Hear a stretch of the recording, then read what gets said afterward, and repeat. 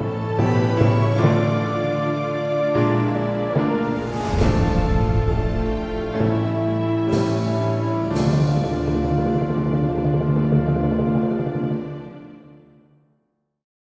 हम पहला शमूएल अध्याय 15 आयत 22 पर एक नजर डालें।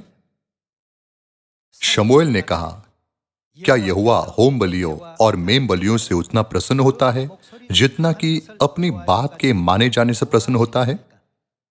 सुन, मानना तो बलि चढ़ाने से और कान लगाना मेढ़ों की चर्बी से उत्तम है। देख, बलवा करना और भावी कहने वालों से पूछना एक ही समान पाप है, और हट करना मूर्तों और गृह देवताओं की पूजा के तुल्य है। तूने जो यहोवा की बात को तुच्छ जाना, इसलिए उसने तुझे राजा होने के लिए तुच्छ जाना है।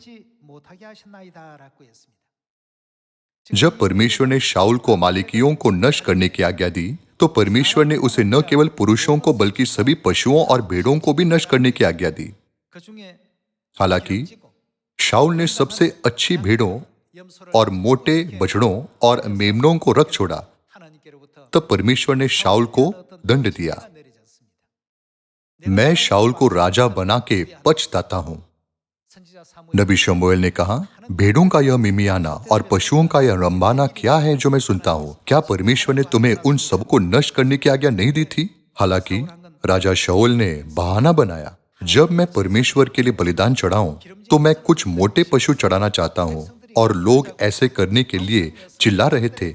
मैंने लोगों की बात सुनी। सभी लोगों, चाहे हम किसी भी स्थिति में हो, हमें हमेशा परमेश्वर के वचन को बाकी सब चीजों से पहले रखना चाहिए। चूंकि उसने परमेश्वर के वचन को पहले नहीं रखा, इसलिए उसने परमेश्वर की इच्छा पूरी नहीं की, बल्कि लोगों के शब्दों को बहाना बनाकर अपनी खुद की इच्छा पूरी की। उसने लोगों का बहाने के तौर पर इस्तेमाल किया। आयत 22 में लिखा है, सुन, मानना तो बलि चढ़ाने से और कान लगाना मेढ़ों की चर्बी से उत्तम है। देख, बलवा करना और भावी कहने वालों से पूछना एक ही समान पाप है, और हट करना मूर्त और गृह देवताओं की पूजा के तुल्य है। अगर हम मूर्ति पूजा करें तो क्या हम बचाए जा सकते हैं? कभी नहीं। उसी तरह परमेश्वर के वचन की अवज्ञा करना मूर्ति पूजा के तुल्य है। चूंकि तूने यहोवा के वचन को ठुकरा दिया है, तो परमेश्वर इज़राइल के राजा के रूप में तेरा पद और अधिकार तुझसे छीन लेंगे। पहला शमूएल अध्याय 15 में हम देख सकते हैं कि कैसे नबी शमूएल ने शाऊल को यह संदेश दिया।